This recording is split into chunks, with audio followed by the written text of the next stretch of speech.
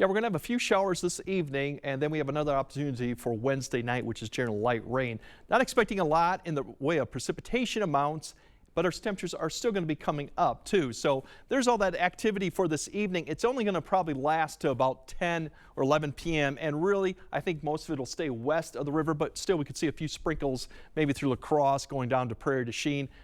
Further northeast of it, not going to expect anything, just cloud cover, and temperatures will continue to fall. So that's what we're looking at for this evening. Otherwise, as we go throughout the rest of the night, generally temperatures will fall back into the 20s. Further north, we'll have less clouds, probably nowhere closer to freezing as clouds kind of linger further south towards like Prairie du Chien area. Now, we have another opportunity. There's another little weak disturbance coming through. That won't happen until early Wednesday afternoon, probably Wednesday evening, in fact, too. We'll have that come out of the Twin Cities. This generally is a more widespread light rain, kind of a band that'll kind of slide southeast. Really after about 6, they'll kind of spread across the area and produce maybe some light rain. There could be a narrow area that produces a little bit more, but generally just light rain basically after about 7. This will go throughout the night, but then eventually push off to the southeast going in about 2 or 3 morning.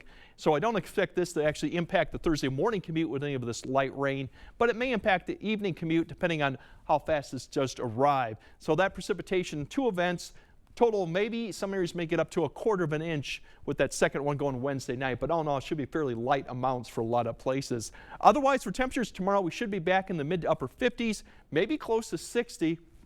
We'll have more sun in the afternoon before the clouds increase with that next little disturbance coming down. Overall, not too bad of a day. Then as we go into Thursday, we'll have more sun.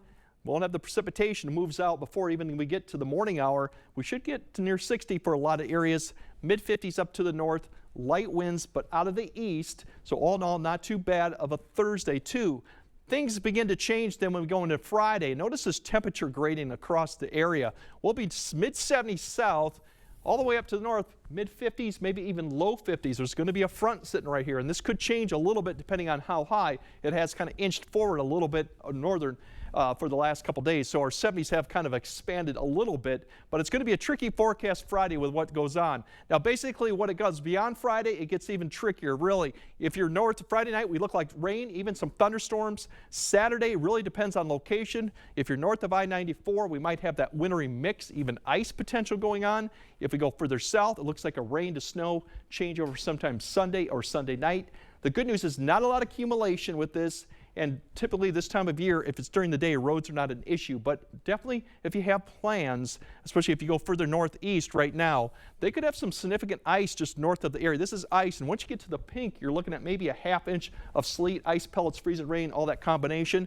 So Rusk County, areas to the east, definitely have to pay attention to this forecast going into Saturday night into Sunday, because impacts could be pretty significant as you go further northeast. So something to keep in mind. We'll refine the forecast, but it is going to be a tricky one for Saturday, Sunday, and Monday. The one thing we know for certain, it's going to be wet, and it's going to cool back down to the 40s, potentially some snow Sunday or Sunday night.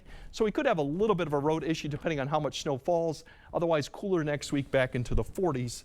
So enjoy the dry conditions through the 70s because unfortunately the weekend looks wet once again. Sure does. All right, Greg, thanks very much.